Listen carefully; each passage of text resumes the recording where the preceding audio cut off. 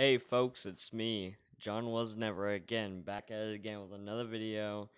Today, I'm going to be reading Diary of a Wimpy Kid Dark Web Part 2, Shipped Away. So, here we go. Maybe about 30 to 40 minutes after I was thrown into a van by James, probably not his real name, we arrived at an abandoned building. After James got out and opened the doors, I tried to make my escape, but he tased me. Then he said, "Please, don't make this hard." I don't want to be tased again, so I just did as he said. We walked inside of the building and then into a room, and he told me to sit down. He pulled out his phone and called someone saying, "He's here." After James hung up, it got really quiet. I asked him what the phone call was about, and he said that he had to call his boss. I asked him what this place was and what his boss was going to do to me, and he said that he didn't know. I was really confused on why he'd do this to me because I trusted him.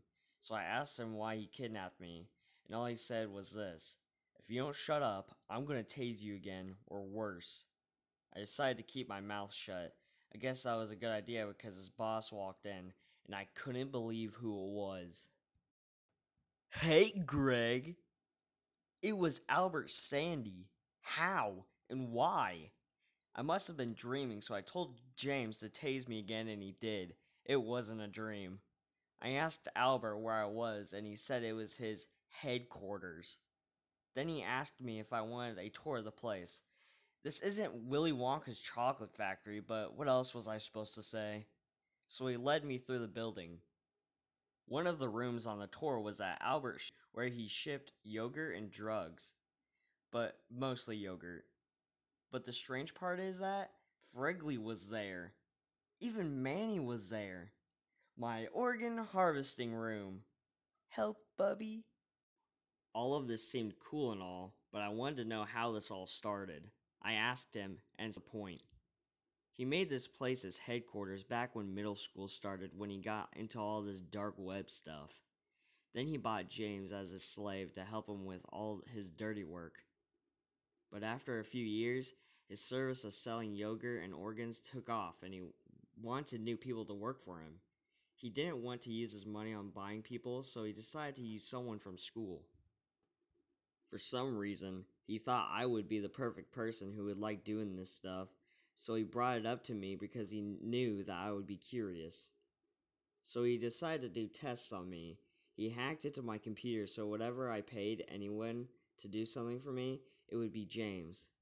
So finally, after a while of seeing what I do, he asked me if I wanted to work for him, and I gave him his answer. I'm sorry, but no. He looked kind of confused for a second, and then he said that wasn't a good choice. Then he snapped his fingers and James started to walk towards me. This obviously didn't look good, so I made a run for it. I guess it was good that I got that tour because now I knew how to get around the place. From looking back, he didn't look like he was in a hurry, so I guess that could buy me some time. After running down a few corridors, I ran into a room and I hid behind a table. But apparently, it didn't take him that long to find me. "I can see you, Greg." And he didn't have a little taser this time, he had a gun. I wasn't planning on dying this soon, so I told him that I had an idea where nothing bad could happen.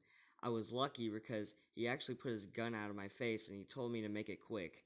So I told him that if we both escape, then we don't have to hear from Albert ever again, and he said he liked that idea, but I asked him why he didn't escape in the first place. James said that he couldn't escape because Albert installed a shock collar on his ankle, so whenever James doesn't do his bidding, he'll shock him. So I grabbed a hammer that was on the table, and I started to bash at it, and it actually came off. He was ticked off though because he thought I was going to snap off his ankle. After all of that, we started to get the heck out of there.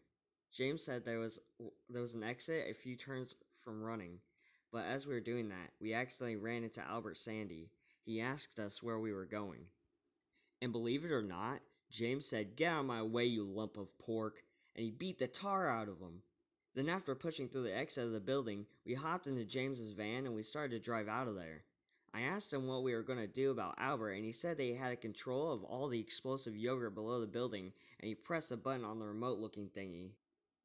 To be continued.